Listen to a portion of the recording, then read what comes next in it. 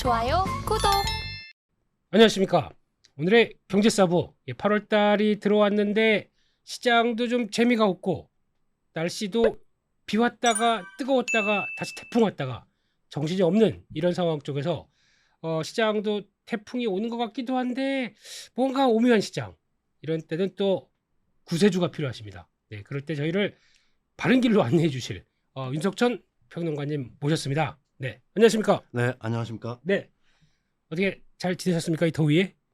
뭐 저는 그럭저럭 예, 그럭저럭 네. 잘 지내고 있습니다. 그런데 너무 그 구세주 막 이러고 하니까요. 너무 제가- 과찬이신 것 같아요. 네, 너무 아이, 자주 나오는 것 같아 야, 내가. 아닙니다. 아무래도. 아닙니다. 저희가 이게 예.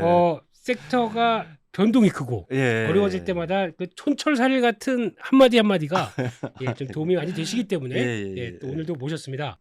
괜찮으시죠? 예. 오늘도 어쨌든 뭐 불러주시면 저는 감사한 일인데. 네. 예. 또 이제 불러주시는데 너무 스케줄이 바쁘셔서 못 뵐까봐.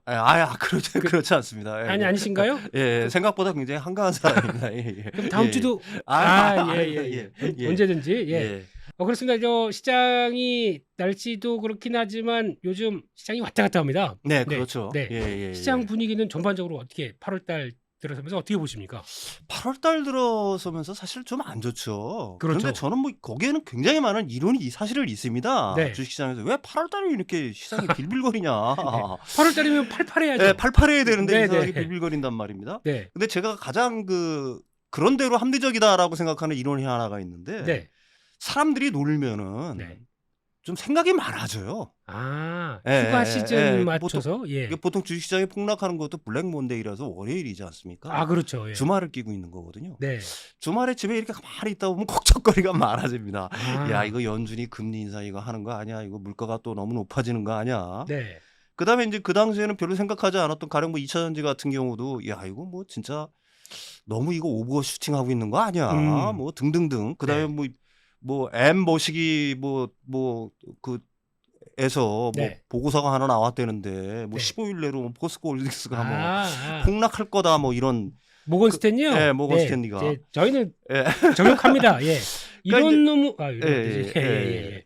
이제 그런 어떤 사람이 쉴 때는 네. 생각보다 네. 굉장히 낙관적인 생각보다도 여러 그렇습니다. 가지 별로 생각하지 않았던 평상시에는 별로 생각하지 않았던 변수들에 굉장히 집중을 하는 경향들이 있다라고 그렇죠. 심리적으로 좀 보는 사람들이 뭐 그런 의견을 좀 내비칩니다. 네.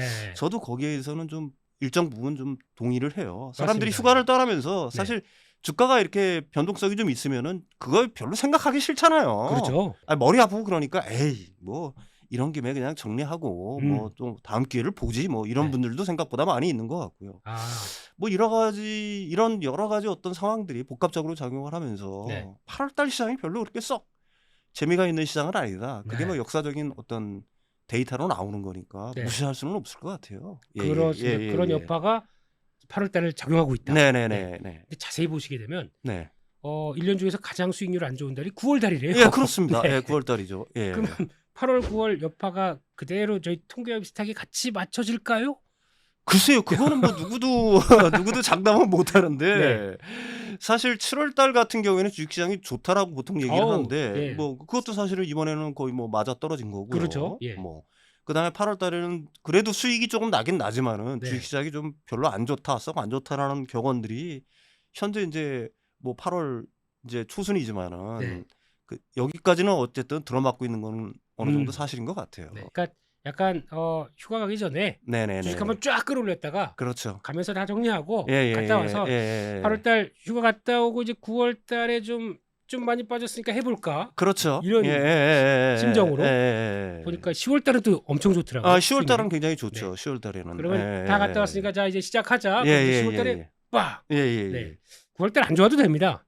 10월달만 폭등 나오면 물론 그렇죠. 네.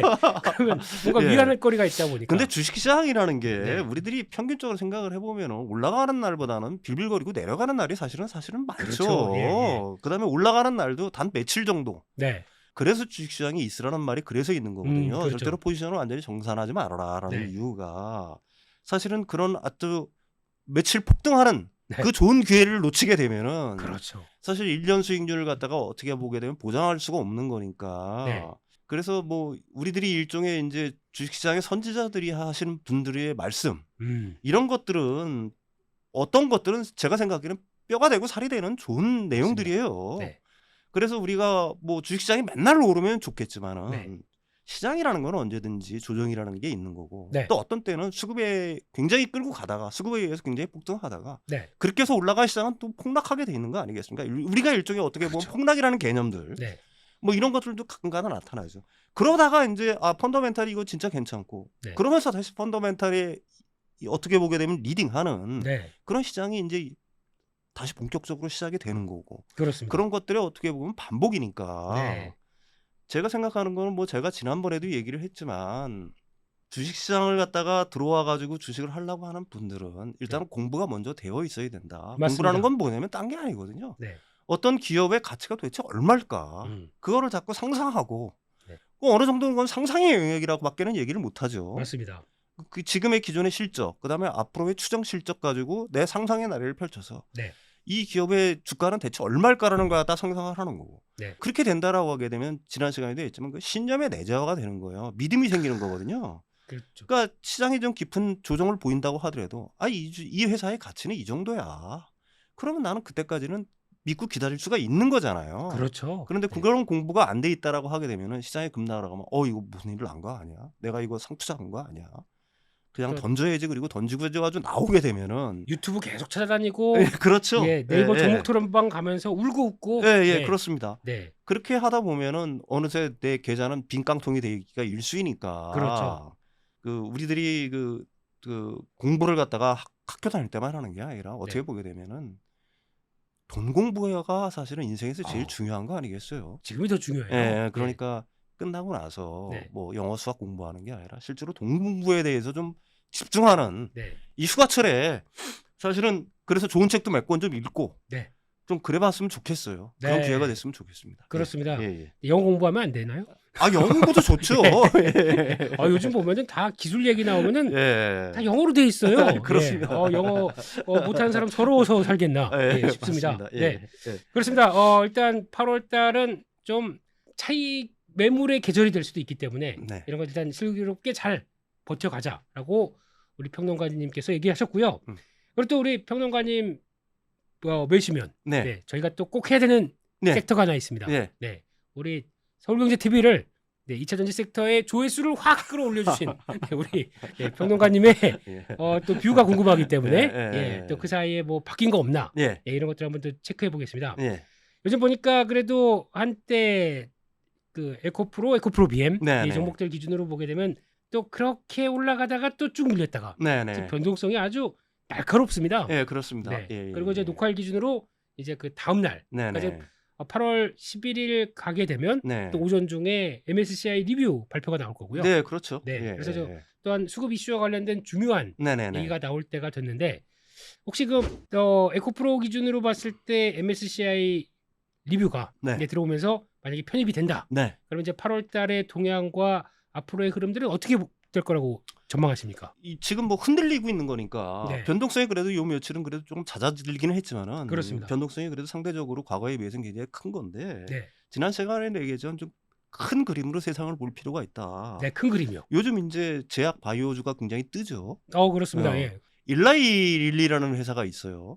이제 예. 뒤에서 얘기를 하겠지만 당뇨병 치료제인데 그게 뭐 비만 치료제랑 해서 그게 뭐 엄청나게 지금 뛰고 있는데 네, 그 회사 2분기 우리가 실적을 내가 좀 봤어요. 네, 2분기 실적을 보니까 10조입니다. 매출이. 매출이 2분기에 10조, 예, 매출이 10조고요. 네. EPS가 2.11달러예요. 네. 근데 포스코홀딩스 2분기 매출이 얼마일까요?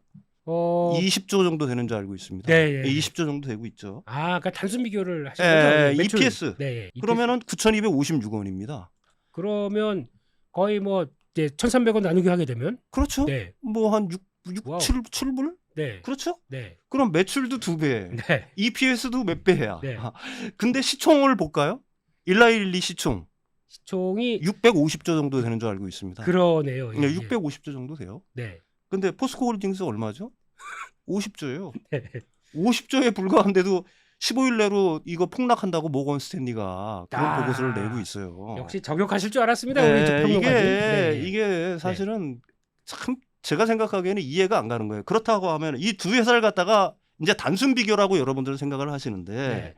지금 일라일릴리 같은 경우가 이렇게 급작스럽게 뛰는 거는 기존에 이제 다른 제약들도 있지만은 사실은 비만 치료제 때문에 그런 거거든요. 그렇습니다. 예. 그럼 비만 치료제가 2030년까지 얼마나 커질까요?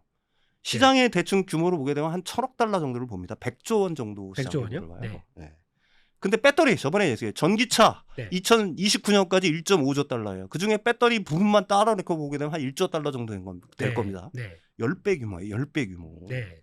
그럼 포스코홀딩스가 일라일릴리보다 성장성이 뒤지나요? 제가 생각하기에는 CAGR로 놓고 봐가지고 네. 그 다음에 일라일릴리가 그 시장 전체를 먹는 것도 사실은 아니죠. 네. 포스코홀딩스 세계 3대 업체로 가겠다고 얘기하는 겁니다. 네. 그렇다면 뭐 규모나 성장성 측면에서 과연 뒤지는 거냐. 그 다음에 현재 실적이 그럼 과연 포스코홀딩스가 일라일릴리보다 못한 거냐. 네. 왜 포스코홀딩스라든지 우리나라 배터리 업계 네. 아니 배터리 업체들에 대해서 네. 이렇게 계속해서 강한 어떤 국내도 마찬가지고 국외도 마찬가지고 이렇게 박한 밸리에이션을 하는 거냐. 네. 그리고 진짜 현재 그 주가가 네. 그렇게 과도하게 높은 거냐. 네. 이런 걸 갖다가 여러분들이 생각해 보실 필요가 있다는 거죠. 아, 예, 네. 예, 예. 이런 분석은 처음 들었습니다. 예. 가만 보면 일라일릴리를 저격하는 것 같기도 하지만 예. 네. 아, 자세한 건 모건 스탠리 일로 와봐. 이거 지금 하시는 거죠? 예. 그것도 그렇고요. 예, 사실 예. 우리들 스스로도 네.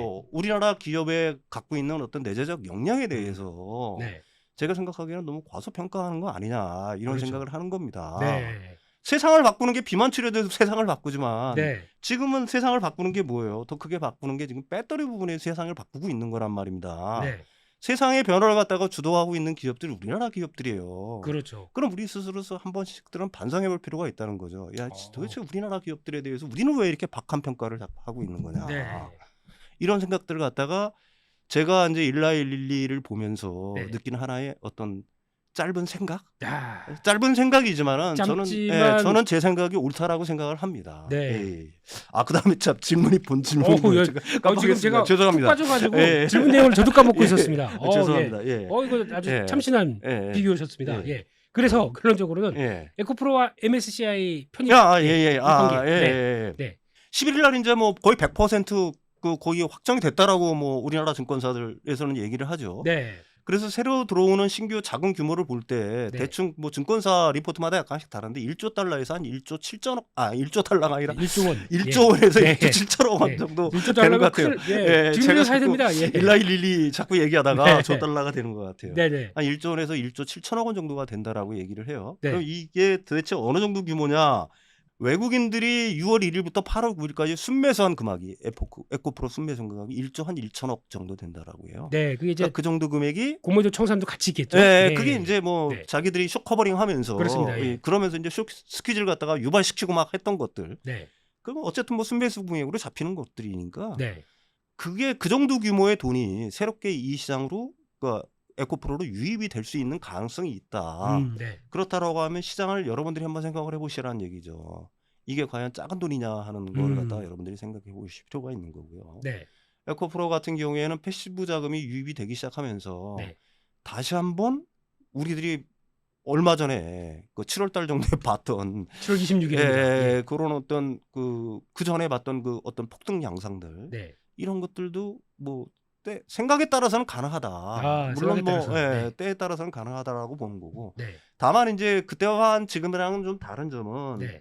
사실은 그때 같은 경우에는 이제 그 일반 개미 투자자들 같은 경우가 돌격 앞으로 그렇죠. 그러니까 네. 뒤를 안 보고 돌격 앞으로 가 있던 때였고 이것만이 내 삶의 정답이다. 예. 근데 지금 같은 경우는 이제 그 뒤도 좀 돌아보시면서 네. 여러 가지를 갖다 생각하시는 단계이기 때문에 네.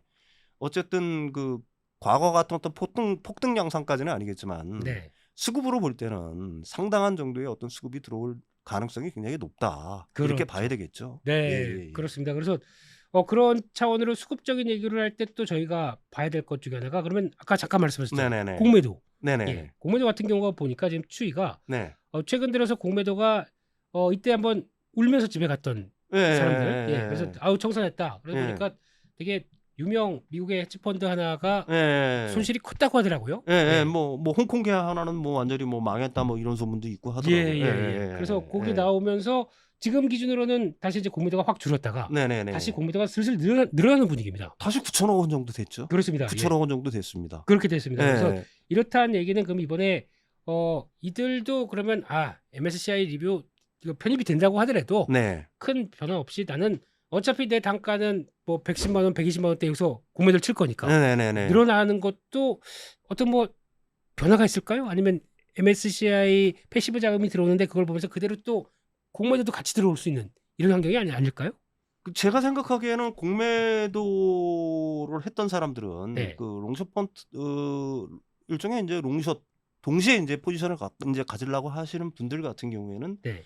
그게 하나의 어떤 관행처럼 굳어져 있는 것 같아요. 그렇죠. 예. 그것만이 전문적으로 그것만 해가지고 지난 몇 년 동안 우리나라 주식시장에서 진짜 엄청난 재미를 봤기 때문에 잘 먹고 잘 살았기 때문에 그 양반들이 그렇죠. 그 과거의 그 경험이라는 것만큼 중요한 거는 없지 않겠습니까? 그렇죠. 그러니까 한국은 이 정도면 그냥 공매도해도 그렇죠. 예. 그다음에 이제 가장 최근의 경험으로는 뭐 어느 정도 공매도 대비율 자체가 굉장히 많이 낮았고 어느 일부 종목 같은 경우에는 제가 알고 있기로는 이미 수익 어떤 구간으로 들어가 있는 줄 알고 있어요. 공매도 세력들에. 네.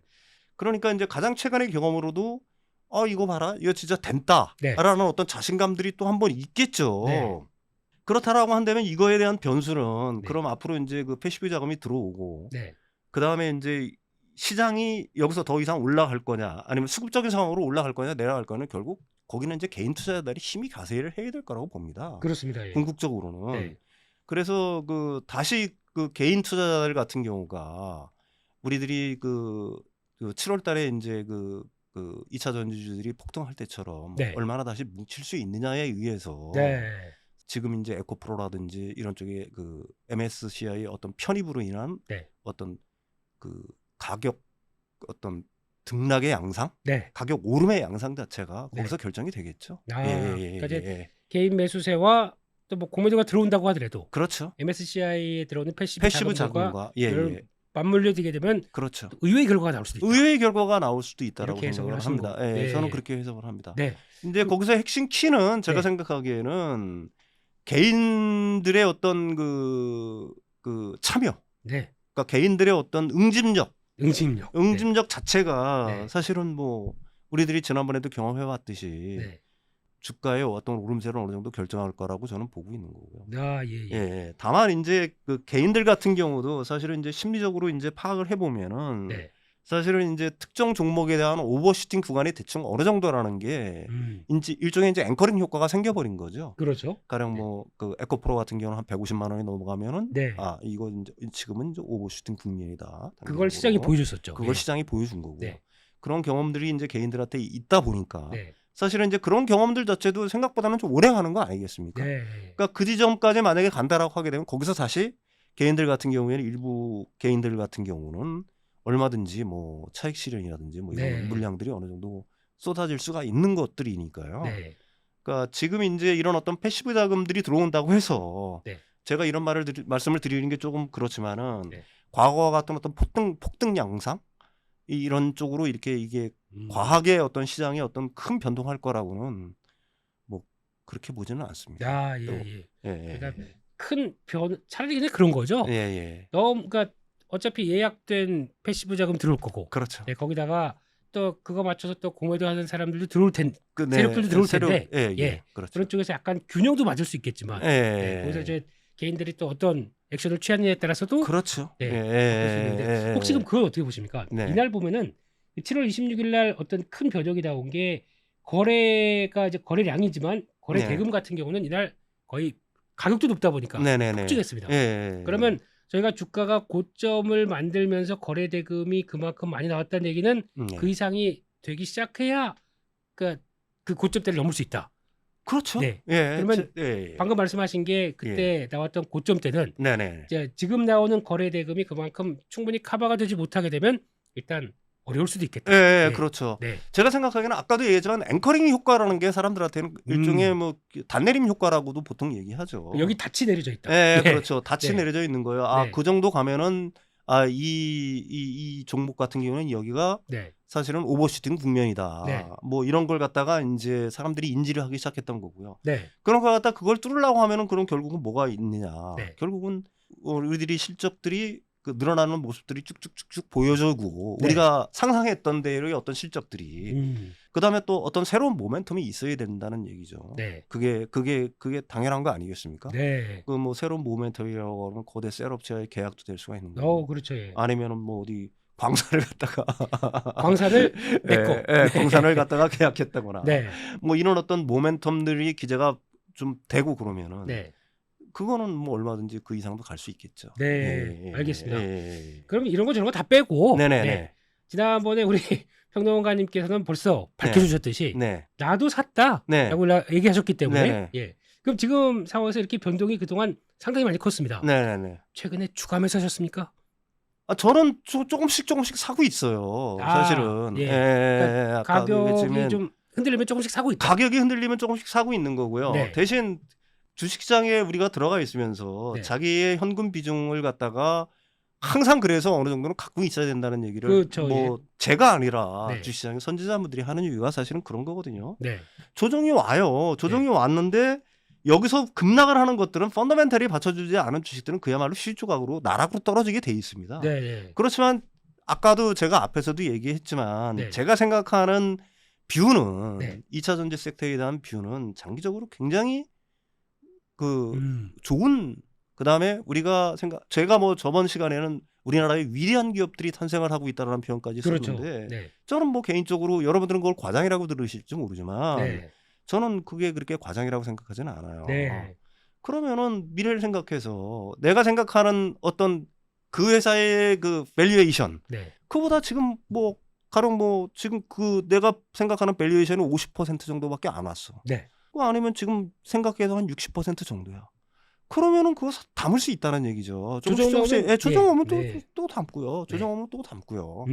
그리고 이 주식이라는 걸 갖다가 뭐 어떤 사람들은 이제 트레이딩 방식으로 접근을 하지만 여러분들이 들으시는 제가 여기 나와서 항상 하는 얘기는 그걸 갖다가 주안점으로 들으셔야 돼요. 적어도 중장기적 안목으로 다른 말로 하면 최소한 한 1년에서 2년 정도의 어떤 시간을 두고서 사실은 제가 설명을 드리는 거거든요. 그러니까 일반적인 상황들, 가령 뭐 주식이라는 거는 그 단기적으로 놓고 보기에는 굉장히 급등락이 강할 수도 있고 변동성이 굉장히 강할 수도 있는데 거기에 맞는 그 거래법이라는 건 분명히 있을 거라고 저는 생각을 합니다. 그렇습니다. 그렇지만 저는 뭐 그런 거래법을 잘 알지도 못하고요. 또 알고 싶은 생각도 별로 없어요, 사실은. 그러니까 산업에 대한 확신이 있기 때문에 그냥 주가만 조정 보이면 계속 모아가겠다. 주가만 내가 생각하는 어떤 밸류에이션보다 낮다라고 생각하게 되면은 내가 현금 여력이 있으면은 그걸 담는 게 사실은 올바른 투자법이 아닌가 이렇게 생각합니다. 그렇죠. 돈이 없어 문제지. 돈이 없어서 문제죠. 또는 우리 또 평론가님께서 열심히 나오시니까 우리 서울경제 TV PD님께서 출연료를 감사합니다. 그렇습니다. 거기까지 해서 봤고요. 그럼 마지막으로 저 포스코홀딩스 같은 경우도 아까 잠깐 언급은 하셨겠지만 지금도 뭐 아까 말씀하신 그 내용을 살펴보게 되면 모건 스탠이 네가 틀렸다. 그리고 여전히 저평가 구간이라고 생각하시는 것 같고요. 그런 쪽에서 포스코홀딩스를 보면서 느끼는 게 그거 하나는 있습니다. 요즘 보니까 시장에서 신용잔고가 계속 늘어납니다. 그 중에서 코스피 쪽의 신용잔고가 좀 많이 늘어나요. 예전 같았으면 코스닥이 많이 늘어날 텐데 코스피가 더 많이 늘어나고 그쪽의 중심이 포스코홀딩스가 아니겠느냐 이런 얘기가 좀 많거든요. 그랬을 때 그러면 그런 영향들, 그러니까 개인들이 좀 레버리지를 활용해서 그러니까 어떻게 보면 이건 다 묶여 있으니까 이쪽을 좀 더 활발하게 신용잔고가 늘어나는 쪽, 이쪽은 어떻게 생각하십니까? 글쎄요, 저는 뭐 신용을 쓰는 거에 대해서 그렇게 뭐 그걸 갖다가 옹호하거나 뭐 사실은 그런 거는 아닌데 이게 트레이딩 관점으로 보게 되면 일리는 있어요. 왜 그러면 포스코홀딩스에 대해서 공매도가 자꾸 늘어나잖아요. 그러니까 그러니까 쇼커버링에 의한 숏스퀴즈가 발생할 수 있는 여러 그 어떤 가능성이 있다. 그러니까 전선 자체가 에코프로에서 지금 포스코홀딩스로 옮겨가고 있다. 서서히. 그러니까 개인과 공매도사례과의 어떤 대결이 사실은 포스코홀딩스에서 지금 어떻게 보게 되면 벌어지려고 하는 그런 어떤 전초전의 어떤 상태가 사실은 포스코홀딩스에서 지금 벌어지고 있다. 뭐 네. 저는 개인적으로 그렇게 생각을 하거든요. 네. 근데 그거는 뭐 트레이닝 관점에서 그걸 갖다 좋다 나쁘다라고 내가 어떻게 평가할 수 있는 입장은 사실은 아닌 거고요. 네. 그렇지만은 제가 이제 이런 프로에 나와서 항상 하는 얘기는 개인들 같은 경우에는 신용을 쓰는 걸 갖다가 굉장히 조심해야 된다. 네. 만약에 공매도 세력들이 진짜로 맘먹고 저번 때처럼 네. 뭐 그 확실한 증거는 없지만은 연합을 해서 진짜 강하게 밀어버린다라고 한다면은 네. 글쎄요. 주가 자체가 네. 사실은 단기적으로 뭐 어느 정도 흔들릴 수 있는 가능성이 있기 때문에 네. 그때 신용을 만약에 많이 썼다 그러면은 반대매매라든지 뭐 이런 것들도 충분히 생각을 해야 되는 거니까. 그렇죠. 예. 그러니까 어차피 이게 포스코홀딩스가 그렇다 그래서 뭐 가치가 있으니까 지금 바로 올라가는 네, 이런 건 아니지 않습니까? 그렇지 않습니다. 네, 그러니까 예. 약간 잘못하게 되면 저희가 마음이 급해질까 봐. 네, 그렇죠. 예, 이거에 걱정이 되는 거죠. 예, 그게 네. 제가 이제 신용을 쓰는 사람들이 그 항상 그 단점이 뭐냐면은 네. 트레이딩이 암만 능한 사람이라고 하더라도 결국은 엉덩이가 가벼워질 수밖에 없는 거죠. 그렇죠. 주변 환경에 의해서 쉽게 이렇게 흔들릴 수 있는 환경 자체가 되기 때문에 네. 이제 그 트레이딩 관점에서 제가 그걸 갖다 좋다 나쁘다 아까도 얘기했지만 평가할 수 있는 입장은 아니에요. 그렇지만 네. 제가 추천드리고 싶은 거래 방식은 아니다. 아, 그렇죠. 예, 그렇습니다. 네, 여기까지 해서 2차 전지 관련된 내용들 전반적으로 한번 다뤄봤고요. 네. 예, 그래도 평론가님 말씀은 그냥 산업은 여전히 네. 확장하고 있기 때문에 네. 거기 산업을 큰 그림을 보자. 네. 여기 포인트를 또 맞추면서 오늘 말씀을 드렸고 뭐 내일 조만간 있을 MSCI 뭐 그 관련된 이벤트는 네. 그냥 지나가게 두는 걸로 네. 네, 그렇게 정리를 해서 말씀드리겠습니다. 네, 여기까지 해서 2차 전지 내용들 한번 살펴봤고요.